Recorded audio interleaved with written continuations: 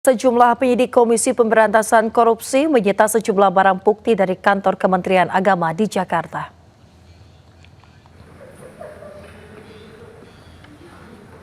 Pemirsa, usai penggeledahan dilakukan sejak siang hari, para penyidik terlihat keluar pada Rabu malam dari kantor Kemenag. Para penyidik membawa 3 koper yang berisikan barang bukti dan dikawal ketat oleh polisi dengan senjata laras panjang. Tidak diketahui apa bentuk barang bukti yang disita oleh penyidik. Usai penggeledahan terkait dengan kasus dugaan korupsi penentuan kuota dan penyelenggaraan Haji 2023-2024 ini, para penyidik meninggalkan kantor Kemenag dengan rangkaian mobil.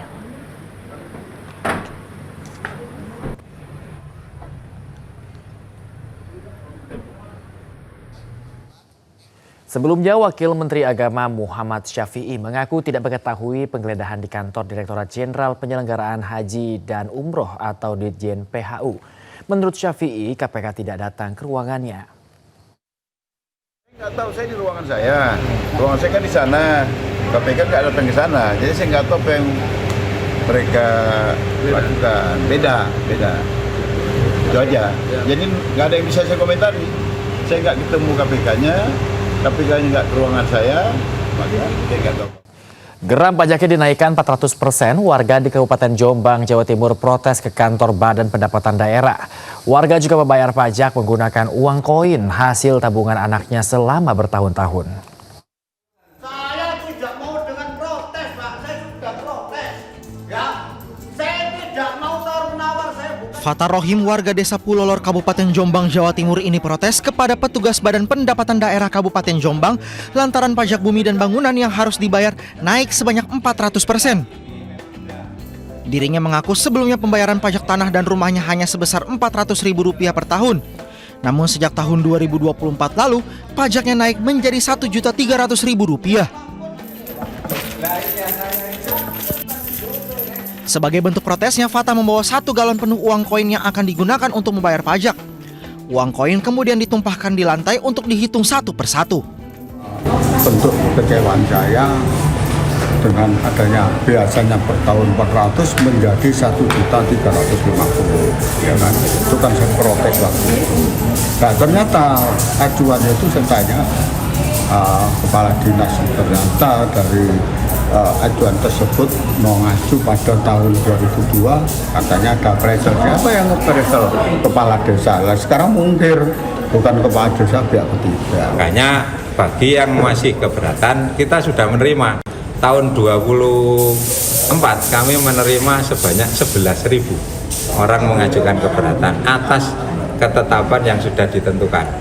Kemudian 2025 ini sudah ada sekitar 5.000 orang yang kita terima untuk mendapatkan keringanan maupun pembebasan pajak.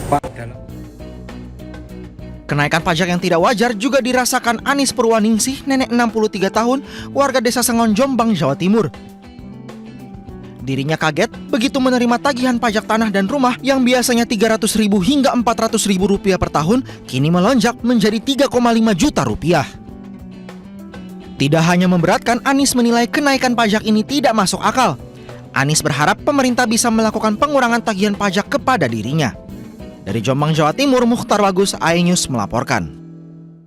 Pemirsa, Kejaksaan Agung menetapkan Direktur Utama PT Sri Rezeki Isman atau Sritek sebagai tersangka dugaan pemberian korupsi kredit bank.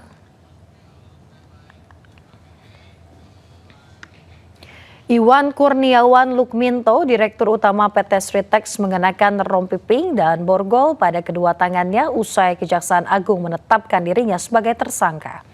Sebelumnya Iwan terseret kasus ini usai diduga menandatangani akta perjanjian pemberian kredit dari Bank BCB pada tahun 2020 silam, padahal ia mengetahui kredit yang diberikan itu tidak digunakan sesuai dengan peruntukannya. Dikawal oleh petugas Kejaksaan Agung, Iwan keluar dari gedung Kejagung pada Rabu malam dan masuk ke mobil tahanan.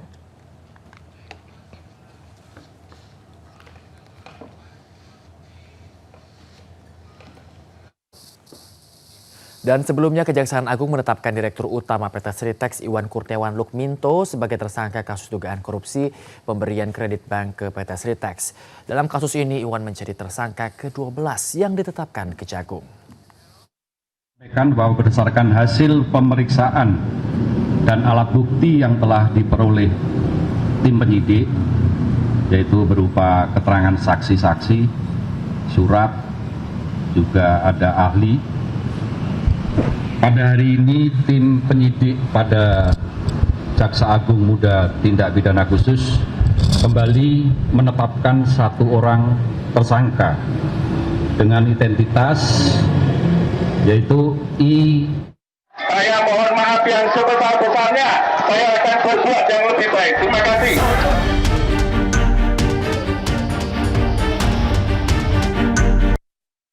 Pemirsa, aksi demonstrasi yang diikuti ribuan warga Pati di depan kantor Bupati telah usai. Situasi di depan kantor Bupati Pati sudah berangsur kondusif usai insiden demo yang berakhir ricuh.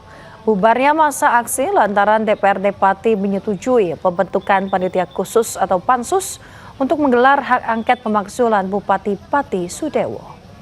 Tidak hanya masa saja yang sudah membubarkan diri, melainkan sampah-sampah sisa aksi demonstrasi juga sudah dibersihkan sehingga aktivitas warga juga sudah berangsur normal.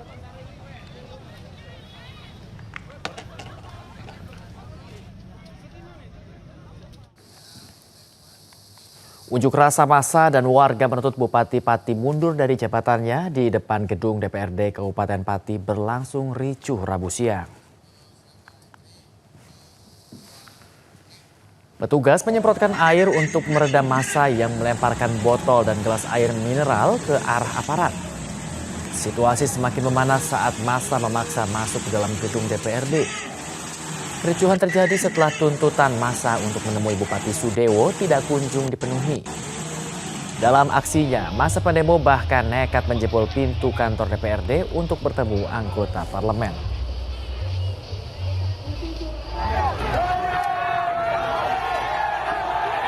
Bismillahirrahmanirrahim. Assalamualaikum warahmatullahi wabarakatuh. Saya mohon maaf yang sebesar-besarnya. Saya akan berbuat yang lebih baik. Terima kasih. Sebelumnya pemirsa, Bupati Pati Sudewo meminta maaf secara langsung kepada massa yang berunjuk rasa di depan kantor Bupati. Sudewo melakukan permintaan maaf di atas mobil taktis polisi dan menggunakan pengeras suara. Situasi yang semakin memanas membuat massa melempari Sudewo dengan air dan juga berbagai benda lainnya. Polisi dan ajudan yang berjaga langsung melindungi Bupati Pati dengan tangan.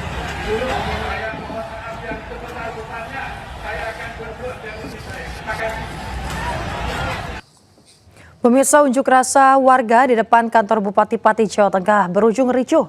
Bahkan massa sempat memukul mundur polisi yang berupaya menyelamatkan diri dari kerumunan massa.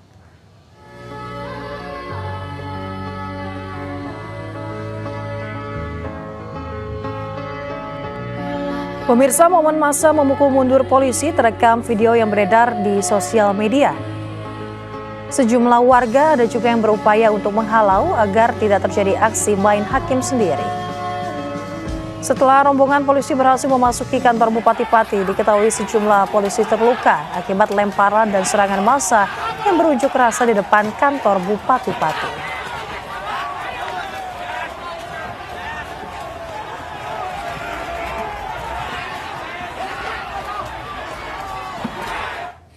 Dewan Perwakilan Rakyat Daerah Kabupaten Pati, Jawa Tengah telah menggelar sidang paripurna dan menyepakati pembentukan panitia khusus hak angket untuk memakzulkan Bupati Pati Sudewo.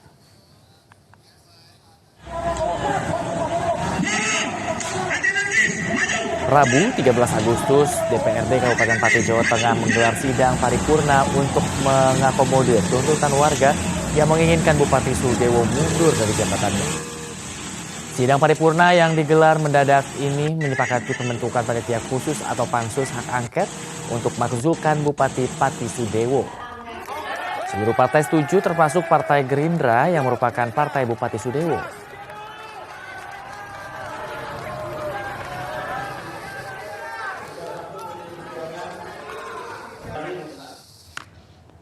Pemirsa, puluhan sopir truk tambang yang beroperasi di luar jam operasional diadang warga di Jalan Raya Legok, Kabupaten Tangerang, Banten. Warga kesal truk batu dan pasir sering membuat kemacetan yang parah.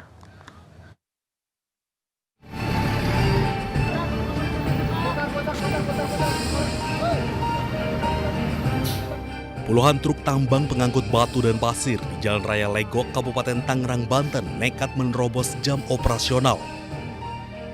Warga yang kesal mengadang dan menghentikan paksa truk. Truk-truk tambang yang kerap menimbulkan kemacetan sehingga mengganggu aktivitas warga, terutama bagi anak sekolah. Sopir truk berdalih tidak mendapatkan parkiran untuk truk mereka sehingga berjalan keluar. Mau parkir ke parkiran penuh, atau gimana lagi? Parkir di jalan nggak boleh. Coba. Karena kita mau masuk ke parkiran kan penuh, di jalan kan warga. Gimana lagi? Dalam peraturan Bupati nomor 47 tahun 2018 disebutkan truk tambang hanya boleh melintas pada pukul 10 malam hingga pukul 5 pagi. Kemacetan ini dampak truk melanggar peraturan di Kabupaten Tangerang. Setahu saya dari jam 10 malam sampai jam 5 pagi, Pak. Warga berharap agar pemerintah setempat lebih tegas menjalankan Perbuk Bupati Tangerang dan pengawalan peraturan truk tambang dilarang melintas sebelum jam operasional. Dari Kabupaten Tangerang, Banten, Aimarani, iNews melaporkan. Sidang perdana 2 pegawai perusahaan tambang digelar di PN Jakarta Pusat atas kasus pemasangan patok di lahan yang memunculkan sengketa.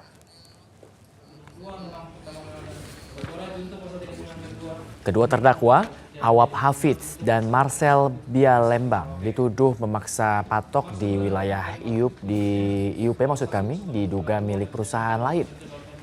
Mereka menilai dakwaan kabur karena lahan tersebut adalah milik perusahaan tempat mereka bekerja yang sudah berizin. Tim hukum menegaskan tindakan itu penegakan batas, bukan perusahaan, dan dilakukan atas perintah perusahaan serta disaksikan pihak berwenang. Kasus ini dinilai memicu kekhawatiran kriminalisasi pekerja tambang. Kita pasang, katakanlah ya, di tempat kita sendiri, patok, kenapa kita masuk penjara, dan pasangnya cuma 1 hari. Disaksikan oleh position dengan polisi setempat di daerah kita sendiri. Kalau seandainya itu pidana, polisi sudah melarang kita pada saat itu, dan cuma 1 hari, jadi mereka nggak melihat. Pemirsa, 3 terdakwa kasus penjualan organ tubuh ilegal ke India divonis 3 dan 2 tahun penjara oleh Majelis Hakim Pengadilan Negeri Sidoarjo. Ketiga terdakwa masing-masing pasangan suami istri Ahmad Farid dan Ayu Wardani asal Sidoarjo serta Muhammad Baharudin asal Malang terbukti hendak menjual ginjal secara ilegal ke India dengan imbalan uang 600 juta rupiah. Hakim menjatuhkan vonis 3 tahun penjara untuk Muhammad Baharudin dan Ahmad Farid, serta 2 tahun penjara untuk Ayu Wardani dengan pertimbangan masing-masing kondisi pribadi. Vonis ini lebih ringan dari tuntutan jaksa yang meminta 8 dan 7 tahun penjara. Sementara para terdakwa melalui kuasa hukumnya masih menyatakan berpikir-pikir terlebih dahulu. Ayu jujur merasa lega dengan keputusan dari hakim hari ini, namun ya kami tetap akan pikir-pikir ya Pak ya untuk melakukan banding atau tidak, karena kondisi klien kita atau prinsipal kita juga masih shock ya, dan tidak bisa dijawab.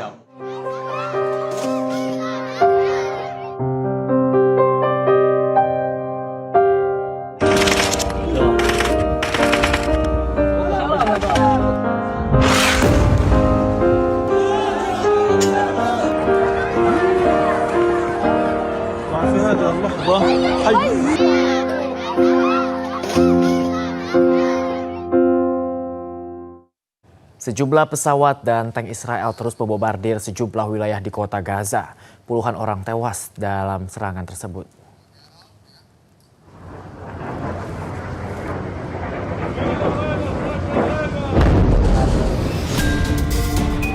Israel terus melancarkan serangan ke sejumlah wilayah di kota Gaza, baik melalui udara maupun darat.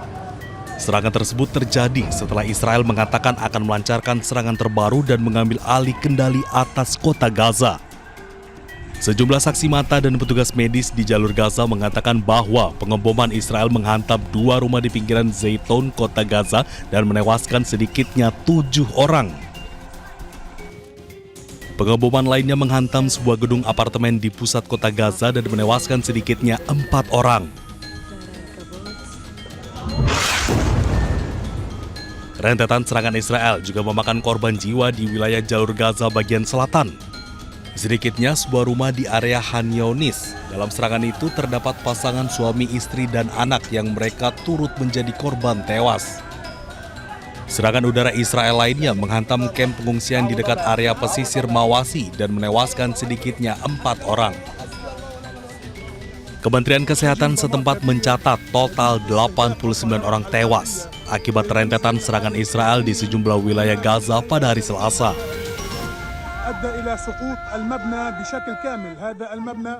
Pemirsa, militer Israel tengah menyiapkan serangan yang lebih luas di wilayah Gaza. Perdana Menteri Israel Benjamin Netanyahu menyerukan warga Palestina untuk segera keluar meninggalkan kota Gaza.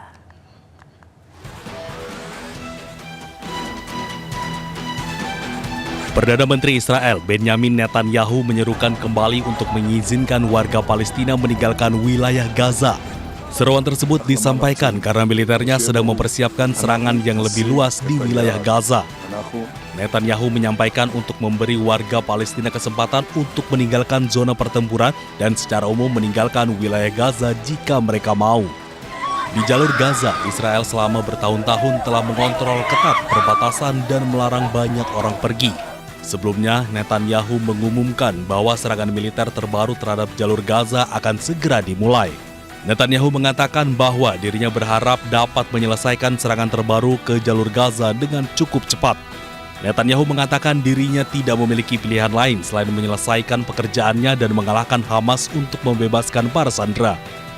Israel pun telah berbicara dengan Presiden Amerika Serikat Donald Trump untuk membahas rencana Israel untuk menguasai sisa benteng Hamas di Gaza.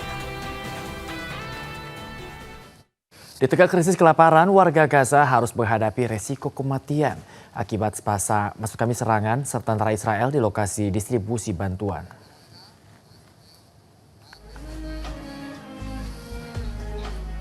Pemandangan menyedihkan terlihat saat seorang warga yang tengah mencari bantuan makanan justru kembali dengan menggendong jenazah seorang pria yang dibunuh tentara Israel di lokasi distribusi bantuan.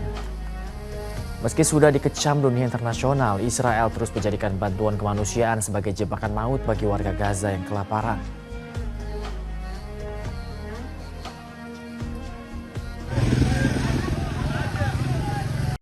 Berbeda nampak mendekat ke arah kemunan bantuan kemanusiaan di lokasi distribusi.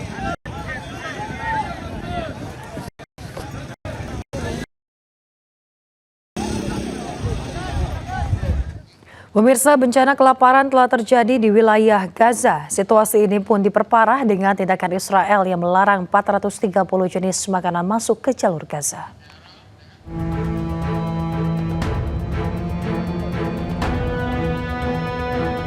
Sejumlah truk bantuan saat ini telah masuk ke Gaza sejak 27 Juli usai adanya tekanan publik internasional.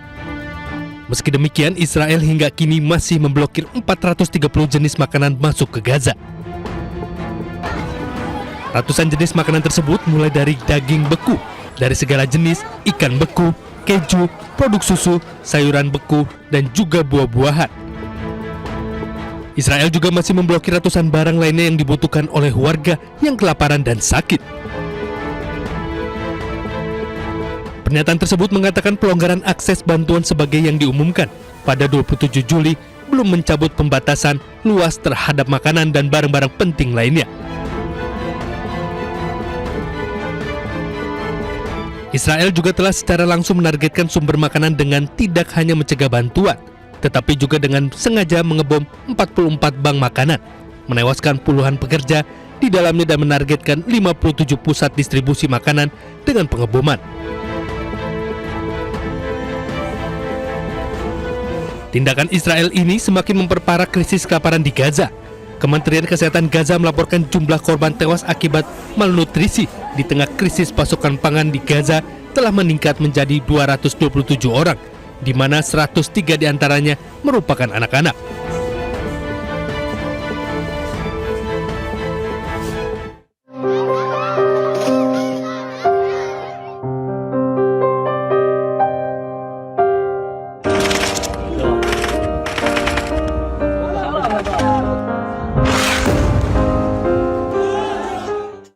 Pemirsa, mantan Ketua KPK Abraham Samad diperiksa penyidik Polda Metro Jaya dalam kasus ijazah palsu Joko Widodo. Samad selesai diperiksa sekitar pukul 20 waktu Indonesia Barat.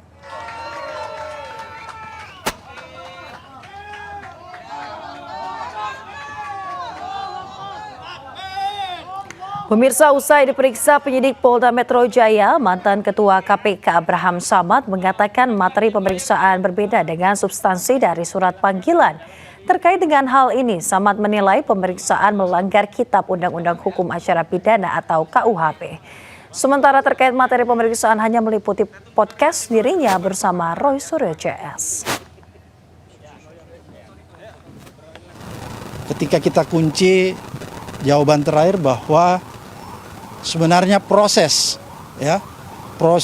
pengambilan BAP pada hari ini itu melanggar Kitab Undang-Undang Hukum Acara karena tidak sesuai dengan surat panggilan mengenai tempus dan lokus deliktinya.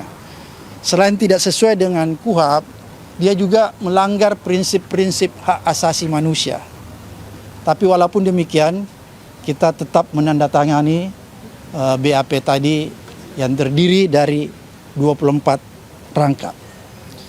Kira-kira sampai di situ yang jelas intinya sebenarnya kalau kasus ini terus di blow up dikapitalisasi oleh penyidik dan dipaksakan, maka ini adalah sebuah bentuk pembungkaman terhadap kebebasan berpendapat dan berekspresi.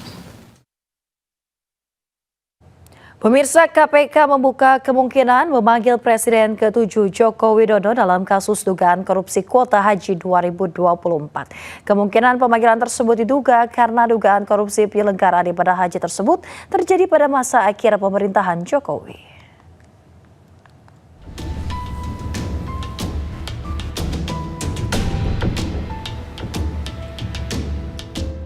Komisi Pemberantasan Korupsi membuka kemungkinan memanggil Presiden ke-7 Joko Widodo dalam kasus dugaan korupsi kuota haji 2024. Kemungkinan pemanggilan tersebut diduga karena dugaan korupsi penyelenggaraan ibadah haji tersebut terjadi pada masa akhir pemerintahan Joko Widodo. Sementara juru bicara Budi Prasetyo menyebut bahwa KPK tidak akan terbang pilih dalam menangani kasus. KPK juga akan memanggil semua saksi sesuai kebutuhan penyidik. Pemanggilan terhadap semua saksi tentu tergantung kebutuhan dari penyidik. KPK terbuka untuk memanggil siapa saja yang diduga mengetahui konstruksi perkara ini dan dapat membantu membuka dan membuat terang dari penanganan perkara ini. Ada nama yang boleh di-spill, Bang? Beberapa? Ya, belum bisa kami sampaikan. Untuk update pemeriksaan saksi dalam tahap penyidikan, kami secara rutin akan share ke teman-teman. Selain itu, nama Joko Widodo muncul karena kuota haji tambahan itu merupakan hasil lobi langsung ke Jokowi ke pemerintah Arab Saudi saat Jokowi masih menjabat sebagai Presiden RI. Tim Liputan iNews melaporkan. Pemirsa, Gibran Rakabuming Raka datang ke rumah Wakil Presiden ke-6 Tri Sutrisno. Kedatangan Gibran selain untuk bersilaturahmi juga mengantarkan undangan peringatan HUT ke-80 RI di Istana Merdeka Jakarta.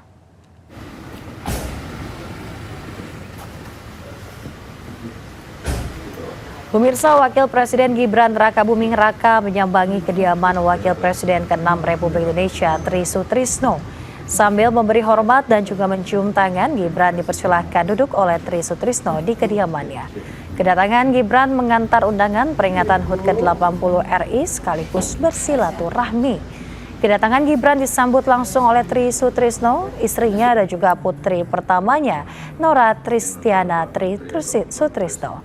Gibran dan Tri Sutrisno membahas pengalaman kepemimpinan, wawasan kebangsaan, dan juga persatuan di tengah dinamika global.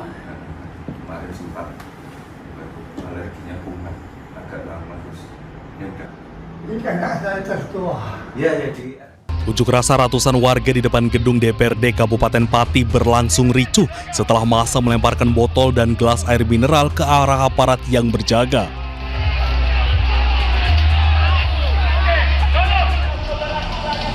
Situasi semakin memanas karena massa meminta masuk ke dalam gedung DPRD. Kericuan terjadi setelah tuntutan massa untuk menemui Bupati Sudewo tak kunjung dipenuhi. Untuk meredam kericuan, aparat menyemprotkan gas air mata ke arah massa.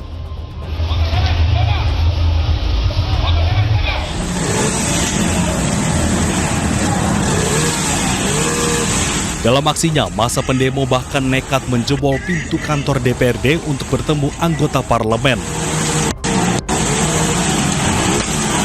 Sebelumnya, Bupati Sudewo telah membatalkan kenaikan tarif pajak bumi bangunan P2 sebesar 250% setelah diprotes besar-besaran oleh warga setempat. Kendati demikian, pembatalan kenaikan pajak tidak mampu meredam kekesalan warga yang menilai sosok Bupati yang arogan. Dari Pati, Jawa Tengah, Tim Liputan iNews melaporkan. Cukup. Ya. Pertahankan hormati rekan-rekan. Pertahankan hormati rekan-rekan.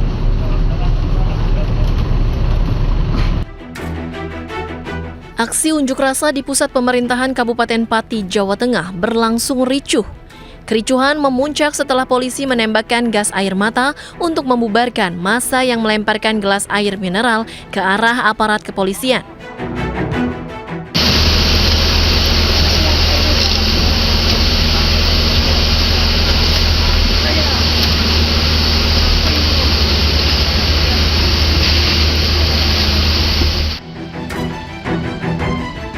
Massa membakar satu unit mobil Provos milik Polres Grobogan.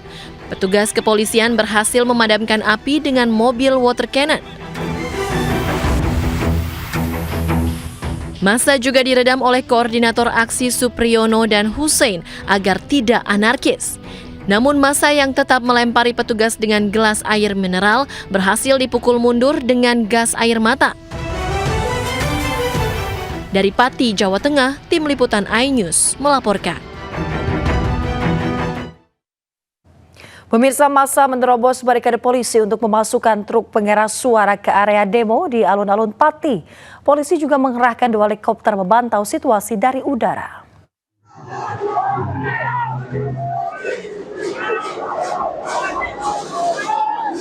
Massa menerobos barikade penyekatan jalan yang dipasang aparat kepolisian. Hal itu dilakukan lantaran massa memaksa truk pembawa pengeras suara di sebelah timur alun-alun Pati, Jawa Tengah bisa berada di area demo. Suasana sempat memanas dan terjadi adu mulut hingga kepolisian akhirnya membuka barikade. Namun polisi hanya membolehkan truk pengeras suara masuk. Sementara kendaraan lain harus diparkir di luar kawasan alun-alun Pati. Selain itu, kepolisian juga memantau situasi keamanan dari udara dengan mengerahkan 2 unit helikopter.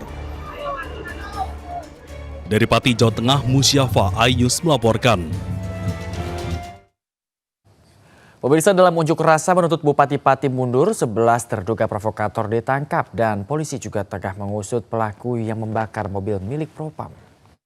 Saat ini pelaku yang menjadi provokator itu ada kurang lebih ada 11 kita lakukan pengamanan. Saat ini sedang kita lakukan pendataan dan dilakukan pemeriksaan oleh pihak reserse. Ya. Terkait adanya pembakaran itu gimana konfirmasinya tadi? Ya, dari aksi unjuk rasa anarkis tadi ada satu kendaraan Polri yaitu dari Propam berhasil digulingkan oleh massa tersebut dan dibakar. Dan ini akan kita telusuri dan akan kita lakukan penyelidikan. Pemirsa, Dewan Perwakilan Rakyat Daerah Kabupaten Pati, Jawa Tengah telah menggelar sidang paripurna dan menyepakati pembentukan panitia khusus hak angket untuk pemakzulan Bupati Pati Sudewo.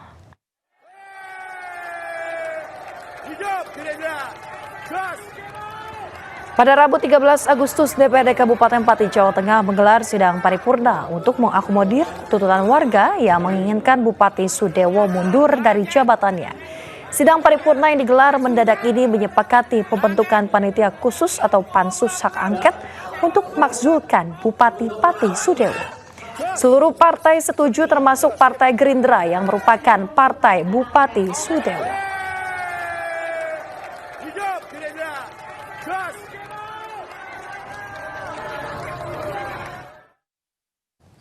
Bupati Kabupaten Pati Sudewo angkat bicara terkait aksi yang menuntut kemunduran dirinya. Sudewo juga mengakui menghormati hak angket yang dilakukan DPRD Pati. Ya, itu kan hak angket yang dimiliki oleh DPRD. Jadi saya menghormati hak angket tersebut, paripurna tersebut. Itu intinya. Kemudian dari tuntutan dari para pengunjuk rasa gimana Pak tanggapannya Pak? Tuntutan kan sudah disampaikan tadi. Kalau saya kan dipilih oleh rakyat secara konstitusional dan secara demokratis, jadi tidak bisa saya harus berhenti dengan tuntutan itu, harus mundur dengan tuntutan seperti itu semuanya. Pemirsa, pada April 2025 Sudewo melaporkan harta kekayaan penyelenggara negara atau LHKPN.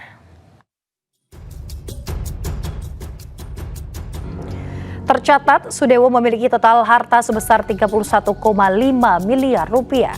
Paling besar harta Sudewo ada pada kepemilikan properti tanah dan juga bangunan senilai 17 miliar rupiah. Ia tercatat memiliki 31 bidang tanah dan bangunan di Pati, Surakarta, Yogyakarta, Bogor, Wonogiri, Pacitan, Depok, Blora hingga Tuban. Kemudian ia juga memiliki 8 alat transportasi terdiri dari 6 mobil dan juga 2 motor senilai 6,3 miliar rupiah.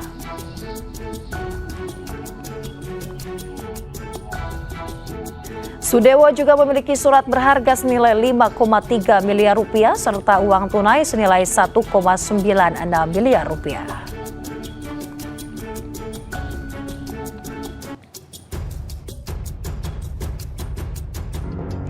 Sudewo juga memiliki harta bergerak senilai 795 juta rupiah dan tercatat tidak memiliki hutang.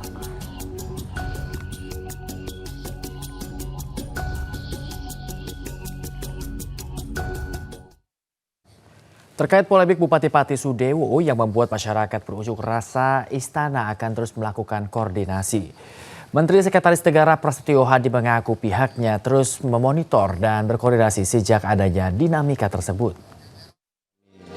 Selaku pemerintah pusat menaruh perhatian dan memohon kepada semua pihak untuk juga menahan diri, baik Pak Bupati juga secara personal kami juga berkomunikasi. Kemudian saya juga memonitor terus berkomunikasi dengan Bapak Gubernur Jawa Tengah. Semoga juga segera bisa kita cari jalan keluar terbaik gitu. Tentunya kalau beliau ya menyayangkan kan. Gitu. Itu tadi apa yang kami sampaikan itulah hasil respon beliau terhadap. Pemirsa, warga Kabupaten Pati, Jawa Tengah menggelar unjuk rasa besar-besaran. Unjuk rasa itu dipicu oleh kontroversi kebijakan Bupati Pati Sudewo yang menaikkan pajak bumi dan bangunan pedesaan dan perkotaan hingga 250%. Siapa yang akan melakukan perubahan yang undur, silahkan lakukan. Jangan hanya 5.000 orang, 50.000 orang aja disuruh ngerahkan. Saya tidak akan gentar. Kami apa? Kami justru mau menyalurkan aspirasi ya. Jangan semena-mena. Sejak kenaikan PBB pendesaan dan perkotaan 250% nama Bupati Pati, Jawa Tengah, Sudewo terus menjadi sorotan. Kebijakan kontroversialnya itu membuat warganya naik pitam. Gelombang protes warga menggema, warga menjerit atas naiknya PBB yang fantastis.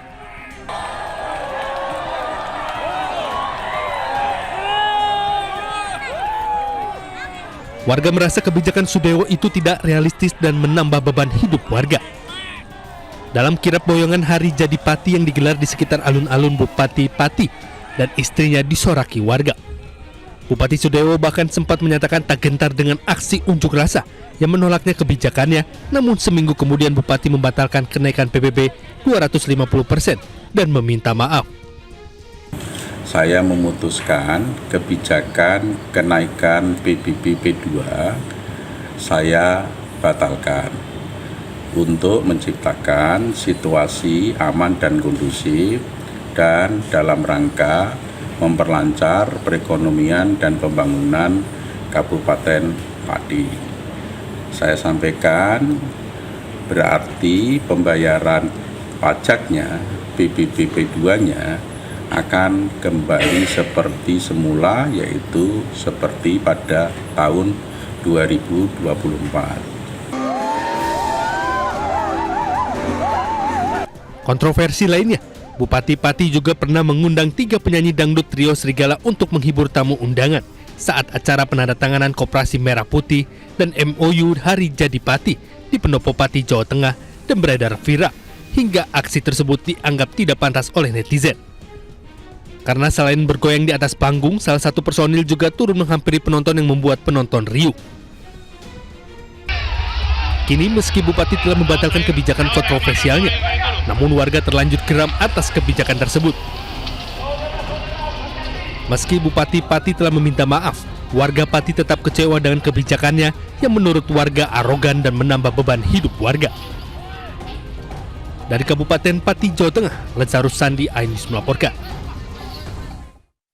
Pemirsa, sebuah gerakan membagikan bendera merah putih untuk dikibarkan digelar di Kalimantan Utara.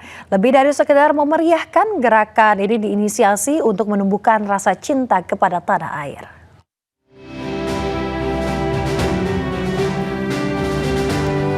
Gubernur Kalimantan Utara, Zainal Apaliwa, membuka acara gerakan pembagian bendera merah putih tahun 2025.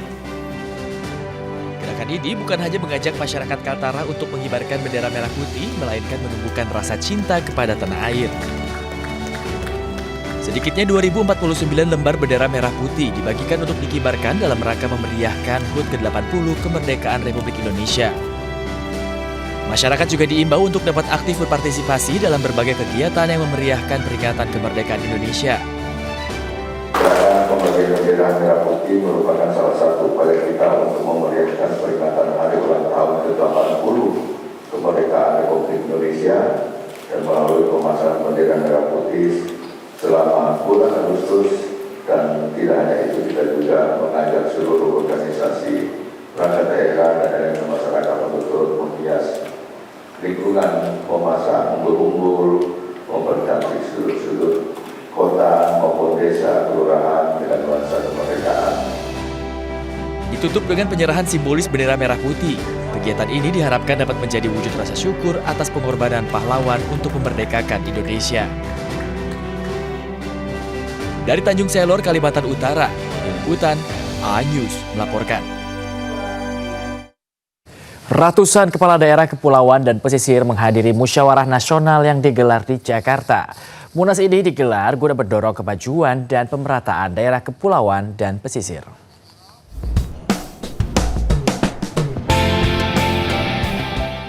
Pemerintah Provinsi Kalimantan Timur turut menghadiri musyawarah nasional ketiga Asosiasi Pemerintah Daerah Kepulauan dan Pesisir Seluruh Indonesia atau Aspeksindo. Bersama ratusan kepala daerah wilayah kepulauan dan pesisir lainnya, Munas ini digelar sebagai upaya mendorong kemajuan yang berkeadilan bagi daerah kepulauan dan pesisir. Laut dan pesisir ini menjadi bagian yang dipikirkan dalam sejak perencanaan sampai eksekusi kemanfaatan semua program pembangunan nasional kita. Dengan pertimbangan tadi, 2/3 penduduk Indonesia itu tinggal di daerah laut dan pesisir. Dilanjutkan dengan penandatanganan kerjasama Asosiasi Pemerintah Daerah Kepulauan dan Pesisir bersama Institut Setiami diharapkan dapat membangun sinergi demi mempercepat pemerataan seluruh aspek di wilayah pesisir dan kepulauan. Munas ini juga diharapkan dapat mewujudkan misi Indonesia sebagai poros maritim dunia untuk maritim yang berdaulat dan menjadikan bangsa Indonesia lebih maju. Dari Jakarta, Andisa Rizkia, Sadu Santo Budi, Tri Julianti, iNews melaporkan. Pemirsa, pameran kekayaan intelektual terbesar di tanah air resmi dibuka di Jakarta. Dalam rangkaiannya juga diumumkan sertifikat kekayaan intelektual yang kini dapat digunakan sebagai kolateral.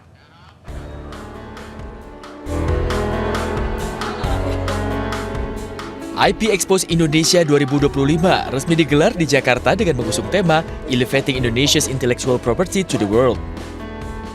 Dihadiri Menteri Hukum dan HAM Supratman Andi Aktas, pameran kekayaan intelektual ini mengumumkan lahirnya program pembiayaan baru, yaitu kredit berbasis sertifikat kekayaan intelektual. Dengan kerjasama dengan perbankan nasional, kini sertifikat merek, paten, hak cipta atau desain industri dapat dijadikan kolateral pinjaman. Tadi kita luncurkan pertama kalinya ada pembiayaan intelektual property. Ya. Artinya peluncuran kredit oleh BRI yang nanti kedepannya akan ini menjadi program yang luar biasa karena pembiayaan IP itu adalah sertifikat hak kekayaan intelektual yang menjadi kolateral pinjaman. Dirjen World Intellectual Property Organization atau WIPO yang turut hadir dalam gelaran ini menyampaikan komitmennya untuk mendukung pemanfaatan kekayaan intelektual untuk mendorong pertumbuhan ekonomi kreatif dan digital di tanah air.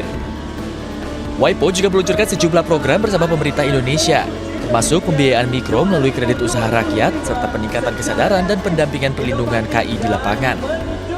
And our purpose here is to help the Indonesian government and private sector and financial sector to work together across, to collaborate in a new national IP strategy so that Indonesia's creative economy, digital economy, and the green economy and your vision Asa Cita as well as the IMAS 2045 vision is supported by intellectual property. IP Expo Indonesia 2025 diharapkan menjadi momentum besar dalam meningkatkan potensi kekayaan intelektual Indonesia ke panggung dunia. Dari Jakarta, Abdul Aziz, Eri Nugraha, iNews melaporkan. Pemirsa, warga desa Citerep, Kabupaten Bogor, Jawa Barat digegerkan dengan munculnya hujan semen di wilayah mereka. Akibatnya sejumlah kendaraan dan rumah warga pun tertutup debu diduga dari perusahaan semen. Bahkan kegiatan memperingati HUT RI ke-80 tahun yang berlangsung di lapangan pun dihentikan.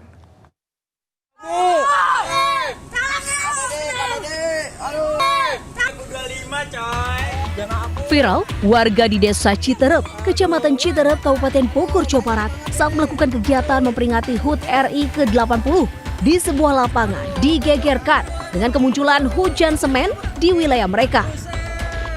Hujan semen yang pekat membuat warga berusaha menyelamatkan diri dan pakaian yang tengah dijemur. Kendaraan dan rumah warga pun tertutup debu semen berwarna putih. Peristiwa terjadi saat warga sedang beraktivitas di luar rumah. Seketika turun hujan debu semen yang pekat. Diduga debu semen tersebut dari sebuah perusahaan semen yang tak jauh dari perkampungan warga. Tahu-taunya udah turun banyak gelap gitu, putih, debunya putih gitu, kandel. Aktivitas warga terganggu atau gimana? Ya terganggu, Pak. Jemuran-jemuran yang pakaian-pakaian itu kotor semua yang belum diangkat. Sebanyak 1.200 kepala keluarga terdampak hujan debu semen. Bahkan akibat peristiwa itu warga kampung Cigeger banyak yang mengalami sakit ispa lantaran menghirup debu tersebut. Warga berharap pemerintah menindak tegas perusahaan yang dapat membahayakan kesehatan warga. Dari Kabupaten Bogor, Jawa Barat, Cahya Supriyatna melaporkan. Warga di Jalan Raya Bogor, Cimanggis, Kota Depok dikejutkan dengan asap yang keluar dari tanah di bawah tiang listrik.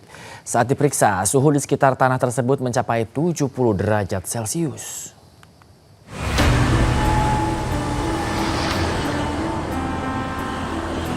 Warga digegerkan dengan asap yang keluar dari bawah tiang lampu di Jalan Raya Bogor, Cimanggis, Kota Depok, Jawa Barat. Selain berasap, juga tercium bau belerang. Warga dan teknisi dari Dinas Perhubungan Kota Depok memeriksa lokasi dengan menggali tiang bawah lampu untuk mencari titik asap. Saat digali, titik asap berada di bawah kabel tiang lampu jalan. Saat diukur, asap di sekitar tiang lampu itu memiliki suhu yang sangat tinggi, yaitu 70 derajat Celcius. Baru tadi pagi banget keluar lagi nih, karena kalau siang kan hilang asapnya ya. Setiap pagi sama malam keluar. Nah, baru saya ambil inisiatif. Kalau ada asap, saya ukur lah. Hawanya kan panas tuh. Gue pakai termometer, ternyata tinggi juga hawanya. Sampai 10 derajatan ya. 10 derajat, oke. 10 derajat. Nah, karena kita udah lapor ke PLN juga, udah lapor ke PU, udah berapa kali dicek. Katanya sih bukan dari kabel panasnya. Bukan dari kabel, itu udah bingung mau kemana lagi lapor. Asap ini sudah muncul sejak pekan lalu. Kini peristiwa tersebut ditangani petugas PLN dan Dinas PUPR Kota Depok. Dari Depok, Jawa Barat, Iyung Rizky, iNews melaporkan.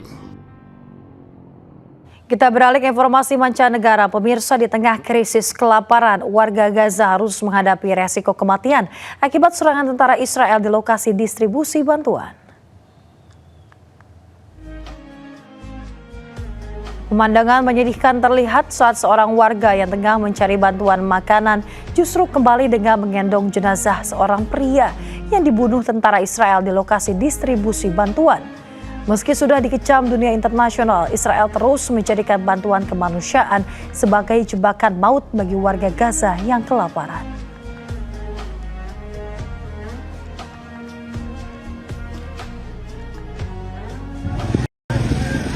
Di lokasi berbeda, pemirsa, nampak tank militer Israel mendekat ke arah kerumunan warga yang kelaparan dan tengah antri bantuan kemanusiaan di lokasi distribusi.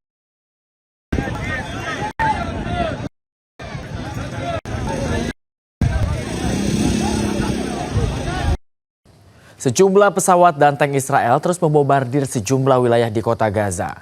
Puluhan orang tewas dalam serangan tersebut.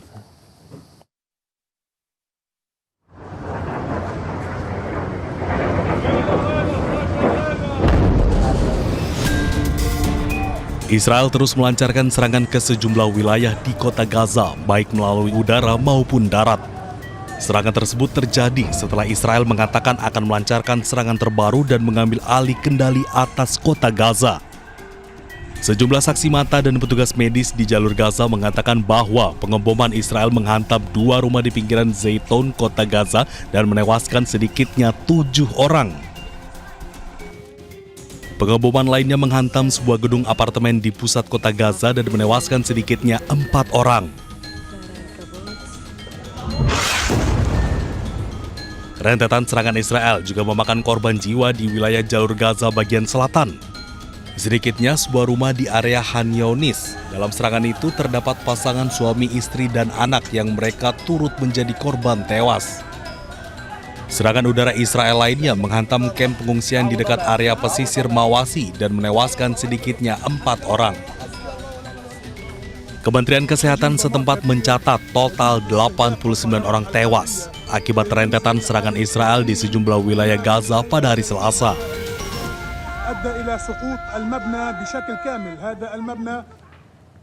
Pemirsa, militer Israel tengah menyiapkan serangan yang lebih luas di wilayah Gaza. Perdana Menteri Israel Benjamin Netanyahu menyerukan warga Palestina untuk segera keluar meninggalkan kota Gaza.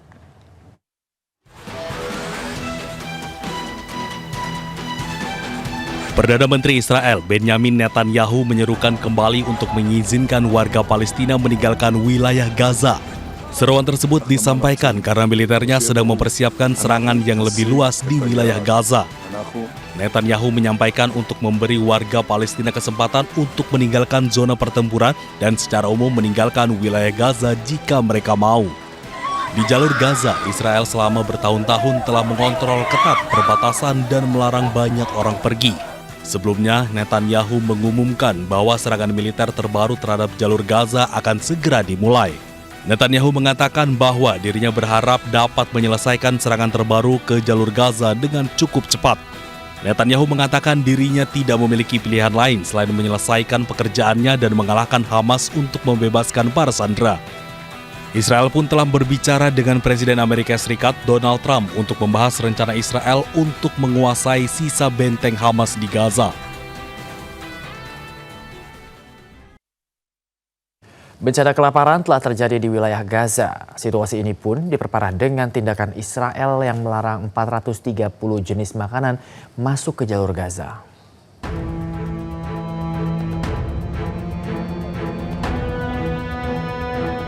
Sejumlah truk bantuan saat ini telah masuk ke Gaza sejak 27 Juli usai adanya tekanan publik internasional.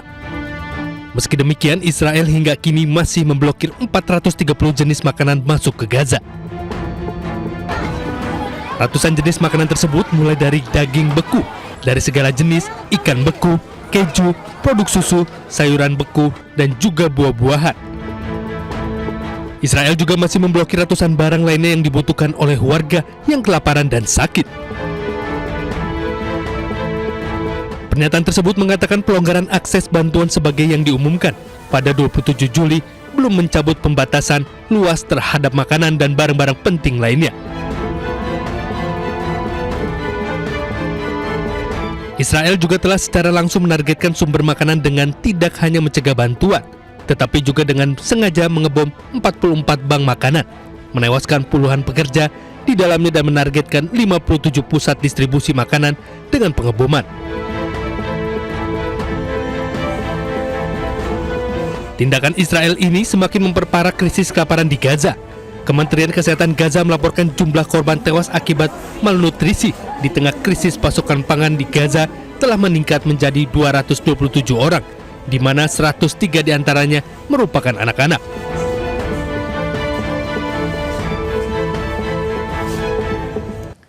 Heboh dugaan pengajian menyimpang Putri Yeni atau Umi Cinta dengan menjanjikan surga senilai 1 juta rupiah di Kota Bekasi, Jawa Barat. Pihak pemerintah Kota Bekasi dan Majelis Ulama Indonesia masih mendalami dugaan aliran sesat tersebut.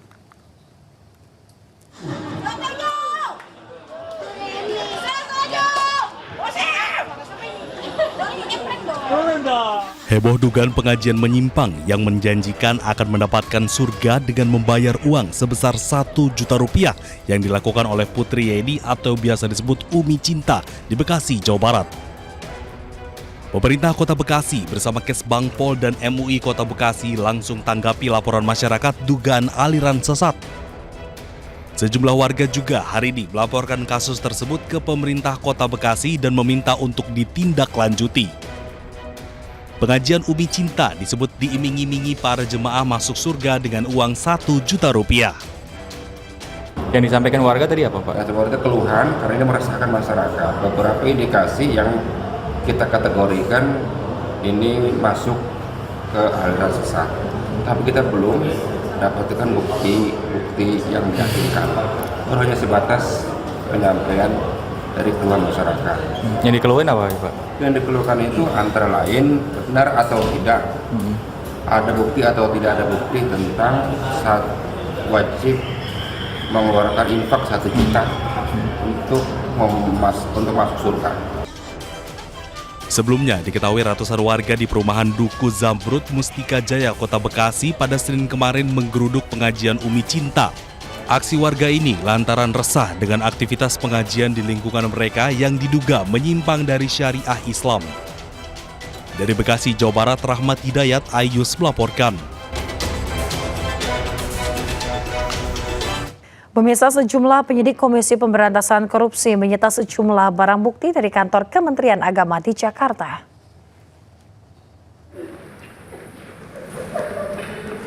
Usai penggeledahan dilakukan sejak siang hari, para penyidik terlihat keluar pada Rabu malam di kantor Kemenak. Para penyidik membawa 3 koper yang berisikan barang bukti dan dikawal ketat oleh polisi dengan senjata laras panjang. Tidak diketahui pemirsa apa bentuk barang bukti yang disita oleh penyidik.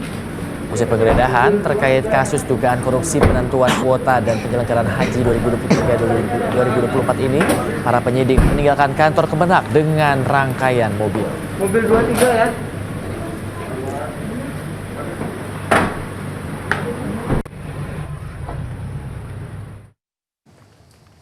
Kejaksaan Agung menetapkan Direktur Utama PT Sri Rejeki Isman atau Sritex sebagai tersangka dugaan pemberian korupsi kredit bank.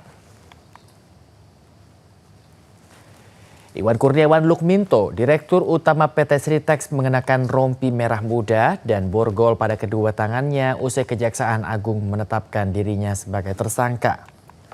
Sebelumnya Iwan terseret kasus ini usai diduga menandatangani akta perjanjian pemberian kredit dari Bank BJB pada tahun 2020 lalu. Padahal ia mengetahui kredit yang diberikan itu tidak digunakan sesuai dengan peruntukannya. Dikawal oleh petugas Kejaksaan Agung, Iwan keluar dari gedung Kejagung pada Rabu malam dan masuk ke mobil tahanan.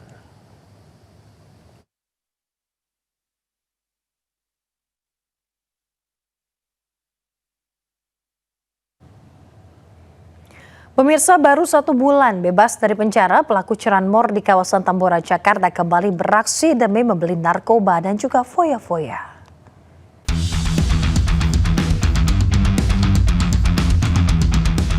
Tim Opsnal, unit Reskrim Polsek Tambora menangkap 2 pelaku curanmor yang sempat viral di media sosial. Pelaku beraksi menggasak sepeda motor yang terparkir di depan laundry dengan kondisi kunci masih menempel di stang sepeda motor. Salah seorang pelaku merupakan anak di bawah umur yang juga residivis. Ia baru bebas dari penjara sebulan lalu. Kepada polisi, kedua pelaku mengaku menghabiskan uang hasil kejahatan untuk berfoya-foya. Saat diperiksa, keduanya juga positif mengkonsumsi narkoba. Saat ini polisi masih memburu 1 orang pelaku lain yang hingga kini masih buron.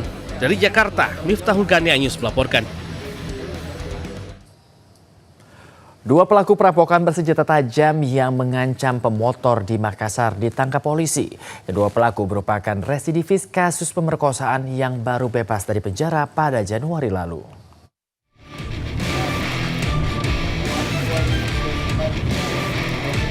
Tim unit Jatan Ras Polrestabes Makassar menangkap pria bernama Pali di Jalan Perintis Kemerdekaan. Pria 25 tahun ini kerap meresahkan masyarakat di wilayah Panakukang karena merampok pemotor. Ia tidak beraksi sendiri, polisi menangkap teman pelaku di kawasan Kabupaten Goa. Pria bernama Mangkuni, 25 tahun dan Pali merampok pemotor yang sempat singgah di Jalan Layang Urip Sumiharjo, Panakukang, Kota Makassar pada Februari lalu. Dalam aksinya, mereka membawa senjata tajam jenis badik dan mengancam korbannya. Kedua pelaku merupakan residivis kasus pemerkosaan yang bebas pada Januari lalu. Kini, keduanya kembali berhadapan dengan proses hukum dan dijerat pasal 365 KUHP dengan ancaman hukuman 5 tahun penjara. Dari Makassar, Sulawesi Selatan, Leo Muhammad Nur, iNews melaporkan. Pemirsa, polisi mengungkap motif pembunuhan wartawan di Kota Pangkal Pinang, Bangka Belitung. Pelaku tega menghabisi nyawa korban karena ingin menguasai harta korban untuk keperluan judi online.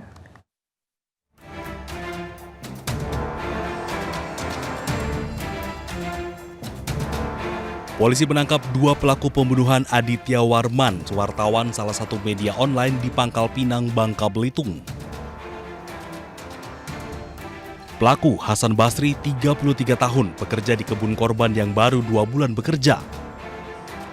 Dan Akmal alias Martin, teman pelaku yang juga berperan menghabisi nyawa korban. Motif kedua pelaku tega menghabisi nyawa korban karena ingin menguasai hartanya untuk keperluan judi online. Saat beraksi, kedua pelaku memukul kepala korban menggunakan balok. Setelah memastikan korban tewas, para pelaku memasukkan korban ke dalam sumur. Pelaku kemudian melarikan mobil korban hingga ke Sumatera Selatan untuk dijual. Namun mobil tersebut belum sampai ke tangan pembeli karena pelaku terlebih dulu tertangkap. Saya Kapolda Belitung mengutuk apa yang dilakukan oleh para pelaku. Sehingga saya sampaikan pada Dirjen segera proses, berikan sanksi hukum 340, 338, 365 KUHP. Ancaman hukuman seumur hidup atau hukuman mati. Sebelumnya, korban Aditya Warman, pimpinan redaksi salah satu media online di Pangkal Pinang, tewas dibunuh dan ditemukan di dalam sumur dekat kebunnya Jumat siang lalu. Usai diotopsi dan disemayamkan di rumah duka, jenazah korban kemudian dimakamkan pada Sabtu pagi. Dari Pangkal Pinang, Bangka Belitung, Haryanto, iNews melaporkan. Pemirsa, turnamen sepak bola yang berlangsung di lapangan Bahagia Galung, Tapalang, Kabupaten Mamuju, Sulawesi Barat berakhir ricuh. Kericuhan dipicu akibat satu kubu supporter tidak menerima kekalahan timnya usai adu penalti.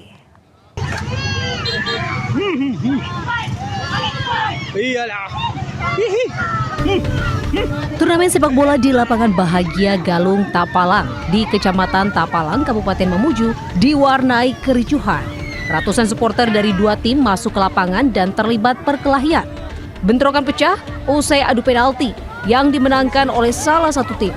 Namun, supporter dari tim lain tidak menerima kekalahan dan masuk ke lapangan hingga memicu keributan. Kericuhan mereda setelah sejumlah personel Polresta Mamuju dan Polsek Tapalang diturunkan ke lokasi. Dalam insiden tersebut, polisi sudah memeriksa 8 orang saksi. Dari Mamuju, Sulawesi Barat, Friendly, iNews melaporkan. Persib Bandung mengalahkan Manila Tiger pada play-off Liga Champions Asia 2. Menang 2-1, Maung Bandung memastikan diri lolos ke turnamen utama.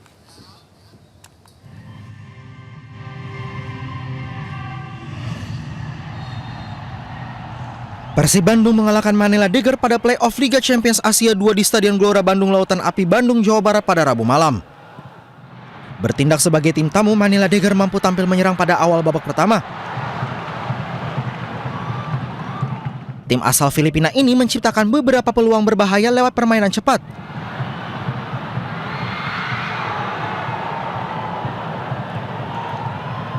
Namun Persib yang sempat kesulitan mengembangkan permainan berhasil unggul lewat gol bunuh diri kiper Manila Michael Asong yang kesulitan mengantisipasi crossing dari Lucho Goicoechea.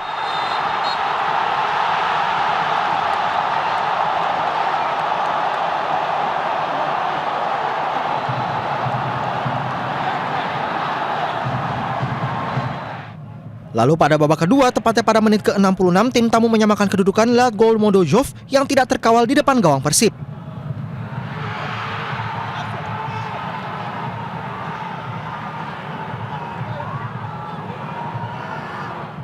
Meski begitu, memasuki menit ke-73, Maung Bandung kembali memimpin berkat William Barros sekaligus menjadi penentu kemenangan Persib.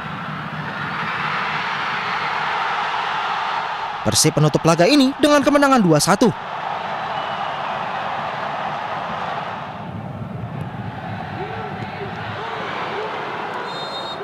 Hasil ini membuat Persib lolos ke turnamen utama Liga Champions Asia 2 yang dimulai pada 15 Agustus.